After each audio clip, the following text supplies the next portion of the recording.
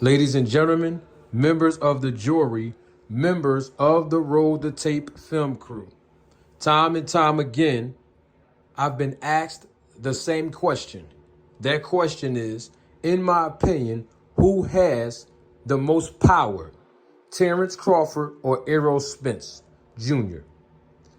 And every time people have asked me that question, I literally refer them to the interview that I did on YSM Sports Media back in September of 2020 when Mr. YSM Sports Media himself asked me that same question. If there's anybody that can roll the tape on me, it's me, myself. Don't take my word for it. Roll the tape. So this is the perspective I come up with after I've conducted my homework. Both fighters, Bud Crawford and Spence, right? Mm-hmm. Both fighters, I've done my research. They both have 16 knockouts, respectively, apiece between their 8-round fights, 10-round fights, and 12-round fights. I didn't look at the 6 and 4 because to me, they don't count yet. Mm-hmm. So the 8-round fights, 10-round fights, 12-round fights, right? They both have 16 knockouts apiece.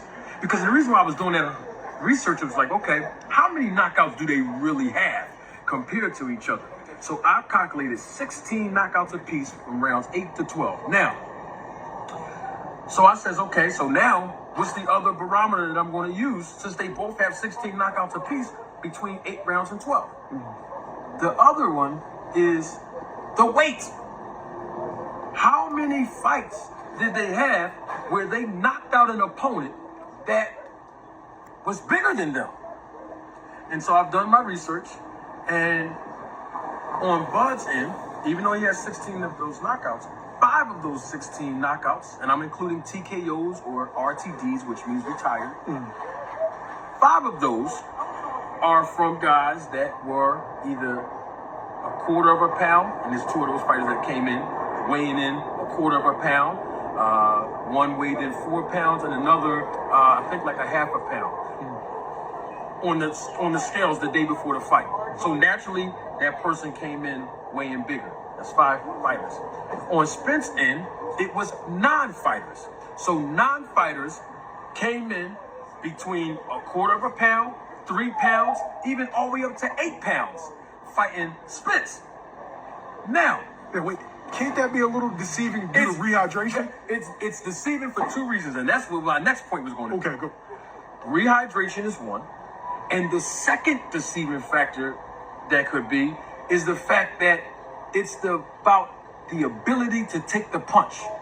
So now I'm looking and saying, okay, now I got to use that part of the barometer. Which fighter has more knockouts against a fighter, not just the ones that's bigger, but the ones that have the ability to take the punch, the ability to absorb punches and stand still and go bang for bang without getting knocked out.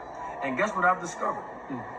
Out of all 5 of those fights, every fight that Crawford fought, and I'm talking about the 5 fights that I'm referring to, all of those fighters got knocked down before fighting him.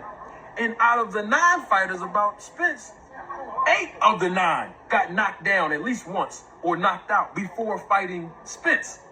So basically, there's only 1 fighter over here on Spence, 0 over here for Bud. Let's not forget this. Bud only has 6 fights in the welterweight division. I don't know why people keep forgetting that. I don't understand what the point is. But my point is, if you really look at it, statistically, Spence have TKO'd or knocked out fighters that was way bigger than him as far as on the official scales, and I'm including the rehydration the day of the fight. But that doesn't necessarily mean that he hits harder. What it boils down to is this. When you get in there and fight somebody on your level and they have the ability to take the punch, it kind of looks like you don't have any power. It doesn't mean that you don't have power, because it's all about the level of competition.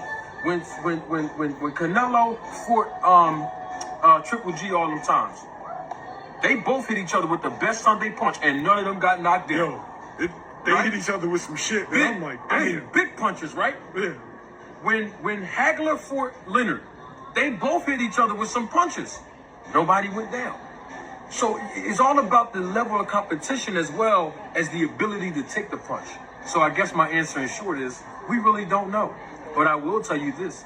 The person whose jab is more effective that night, they are going to win this fight.